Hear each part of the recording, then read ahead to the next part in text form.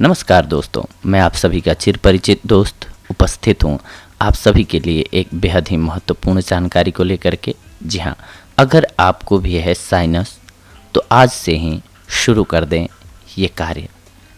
आपको साइनस के प्रॉब्लम से छुटकारा मिल जाएगा।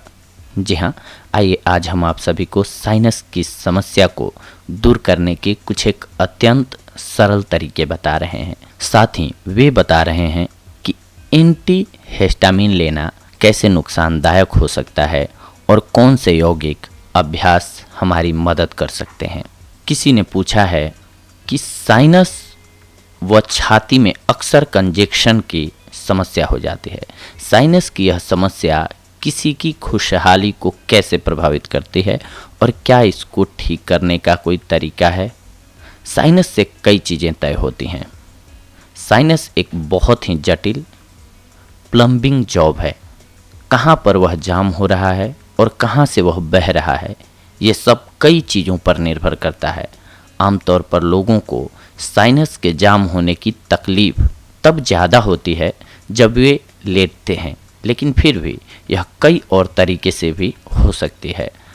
आपका साइनस का रास्ता कितना साफ है और आपके शरीर एवं खासकर सिर के इलाके में तरल पदार्थ कितनी संतुलित अवस्था में हैं, इससे कई चीज़ें तय होती हैं। जैसे आपके मस्तिष्क के काम करने का तरीका, आपकी खुशहाली, आपके भीतर संतुलन, आपकी बुद्धि और पांचों ज्ञानेंद्रियों का पैनापन। साइनस की समस्या में कपालभाति और जल नेति मदद कर सकते हैं। आपके साइनस को संतुलित रखना और उनके भीतर होने वाले तरल के बहाव को निर्बाध रखना बहुत ज़रूरी है। अब सवाल है कि इस स्थिति तक कैसे पहुंच सकते हैं। अगर आप काफ़ी समय से कपालभाति कर रहे हैं तो यह आपके भीतर इस संतुलन को स्थापित कर देती है। अगर आप इस दिशा में कुछ शुरुआती चीज़ चाहते हैं तो आप बलगम को कम करने के लिए जल नेति कर सकते हैं, लेकिन यह अभ्यास पूरी कुशलता एवं सही तरीके से सिखाया जाना चाहिए, क्योंकि अधूरी जानकारी जो होती है वो ऑलवेज फायदे की जगह लॉस देने वाली होती है। आपको कोई भी हठ योगी टीचर्स ज़रूरत पड़ने पर सिखा सकते हैं। आप अपने पास के केंद्र में जा कर के सीख सकते हैं। हर तरल पदार्थ को सुखा देना ठीक नहीं होता है। चूँकि अधिक बलगम जाम की स्थिति पैदा करती है, तो इसका एक उपाय तो यह है कि बलगम के स्तर को कम रखा जाए। दूसरा, इसका पता लगाना चाहिए कि साइनस में कुछ जगह बार बार जाम क्यों हो रही है। इस समस्या में ली गई आधुनिक दवाइयाँ केमिकल से तरल को सुखा देती हैं। अगर आप एंटीहिस्टामाइन दवा लेंगे तो यह आपके सिस्टम से बिना कोई भेदभाव किए हर तरह के तरल को सुखा देगी, लेकिन शरीर में इन तरल पदार्थों की ज़रूरत भी होती है। मानव शरीर और उसके पांचों इंद्रियों का कामकाज इस पर निर्भर होता है कि शरीर में तरल पदार्थों की गतिविधि कैसी है। तरल के एक सीमा के बाद ज़्यादा होने से अगर आपको एलर्जी नहीं है तो उसे सुखाना कहीं से भी आपके लिए ठीक नहीं कहा जा सकता है। ये ध्यान रखें कि साइनस एलर्जी से भी हो सकता है। साइनस का जाम होना एलर्जी के चलते भी हो सकता है। अगर आपके घर में धूल या किसी तरह की कोई एलर्जी वाली चीज़ है तो भी आपका साइनस जाम हो सकता है। इसीलिए सबसे पहले अपने घर को धूल रहित बनाइए और दूसरा तरीका है कि आप अपने भीतर इस एलर्जी से लड़ने के लिए ज़रूरी प्रतिरोधक पैदा कीजिए। शरीर को प्रतिरोधी बनाने का एक तरीका है कि भोजन के बाद 1 चम्मच दही और 1 चम्मच शहद एक साथ लीजिए और उसके 1.5 से 2 घंटे तक पानी मत पीजिए।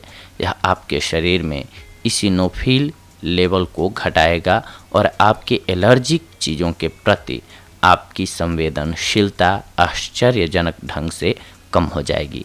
लेकिन ऐसा तभी होगा कि जब दही एक खास गाय के दूध से तैयार किया गया हो। डेयरी पदार्थों के सेवन से हो सकता है साइनस। जी हाँ, यह काम बड़े पैमाने पर तैयार होने वाले दही से नहीं हो सकता। जैसे डेयरी में हजारों गायों का दूध एक साथ मिलाकर तैयार की गई दही काम नहीं आएगी। दुनिया भर में आज लोग जो दूध पी रहे हैं वो फैक्ट्री फार्म्स में तैयार हो रहा है। लेकिन उस स्थिति में दूध के सेवन के जो फायदे हैं वे कहीं खो रहे हैं। दरअसल जो एनिमल प्रोडक्ट्स कई जानवरों के इकट्ठा की गई चीज़ों को मिलाकर तैयार किए जा रहे हैं, उसके सेवन से फायदे कम और नुकसान ज़्यादा होते हैं। अगर आप पशुओं से प्राप्त किसी चीज़ का सेवन कर रहे हैं तो बेहतर होगा कि वह पदार्थ एक ही पशु से लिया जाए।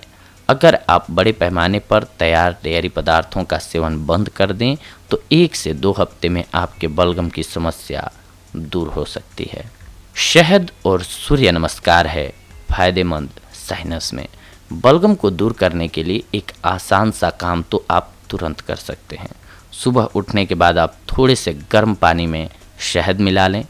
इसके लिए आप डेयरी पदार्थों को छोड़कर गर्म पानी के साथ शहद लें और एक खास अवधि तक कपालभाति, अगर आप शक्ति चालन क्रिया में दक्षित हो चुके हैं तो सूर्य नमस्कार या सूर्य क्रिया करें।